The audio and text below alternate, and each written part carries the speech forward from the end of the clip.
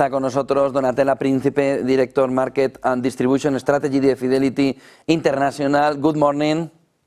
Good morning. How do you understand the Fed decision yesterday? Well, it was a completely expected decision with 98% probability of the Fed staying on hold. I received a very positive message in completely contrast with the US government. On one hand, we have a calm, steadiness, straightforward approach. On the other hand, a lot of random walk. I can make an example speaking about how Trump promised during the campaign that the Trumponomics would be only positive for the economy, and he reinforced the statement at Inauguration Day, promising a golden age, while some weeks later telling people, yes, maybe the US economy could go into recession.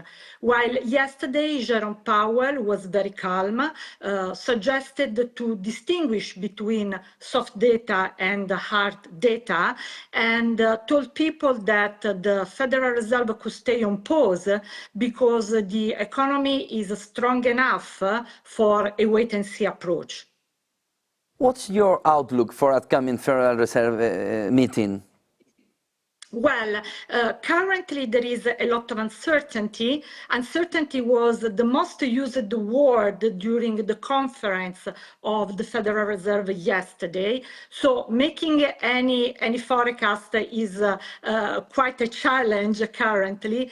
But from Fidelity point of view, the US economy has been moving and will move into a stagflation scenario, which means below trend growth and above trend inflation. So although the Federal Reserve confirmed yesterday the dots shared on December with the possibility of 2 cuts this year, and the market has been buying this forecast, pricing in 2 cuts, at Fidelity we are a little bit less confident that the Federal Reserve will have enough space of a maneuver to cut rate this year, in particular because the credibility of the Federal Reserve is under discussion with the US presidency, with President Trump trying to dictate the path of the Federal Reserve. So the path ahead is quite challenging for Mr. Powell, but we are confident that he will find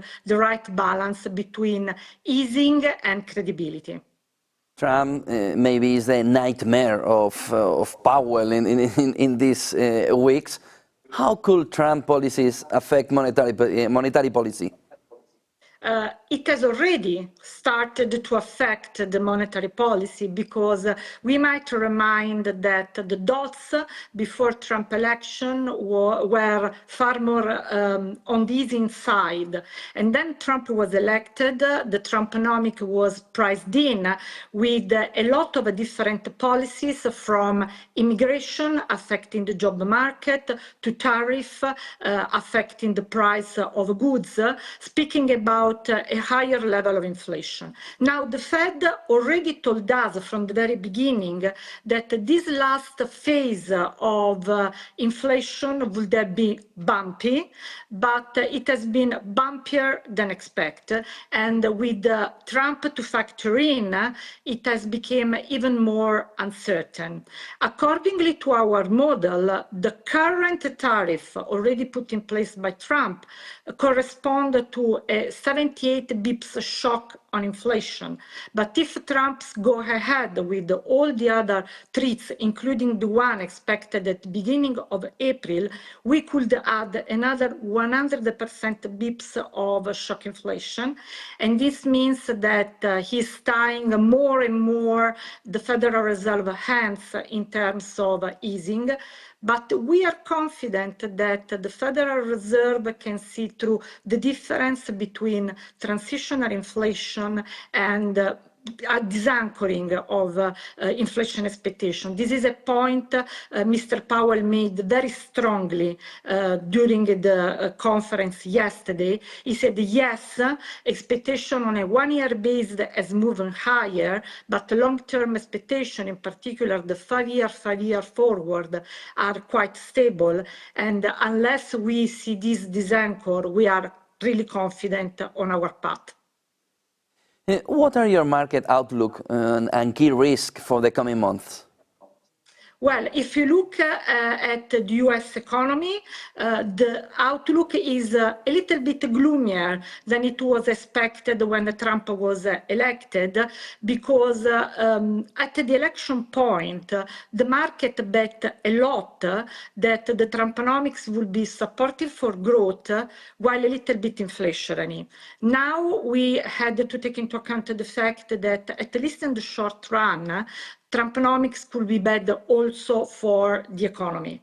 But if we take a broader picture and we look around the world, we can see that China has been stimulating the economy starting from September at twice the path used during COVID, while there has been a complete turnaround of the event in Europe, where we moved from strong financial discipline to Germany putting on the table the highest level of stimulus of the economy since World War II. So on average, the situation at a global level has not deteriorated. And in fact, 2 days ago, the new global service was published, and we know that at global level, strategists and institutional investors did not change their view about the soft landing as the base case scenario.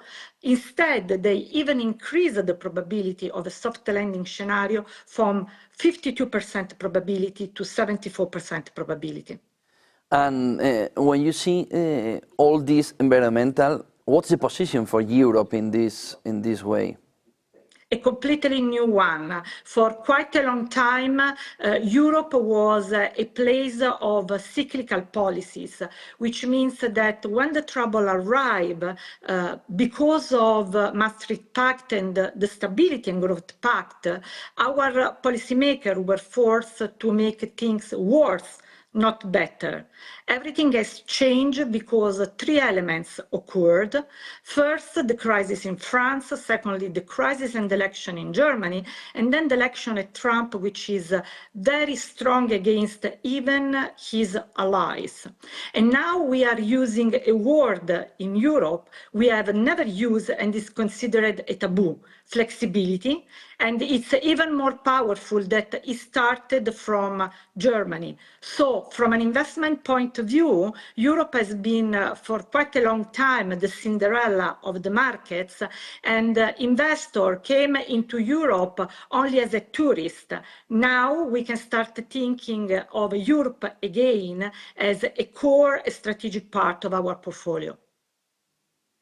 Thank you very much for all this information. Thank you for having this time with us. Donotella Principe, Director, Market and Distribution Strategy, Fidelity International. Good day, good business. Thank you very much.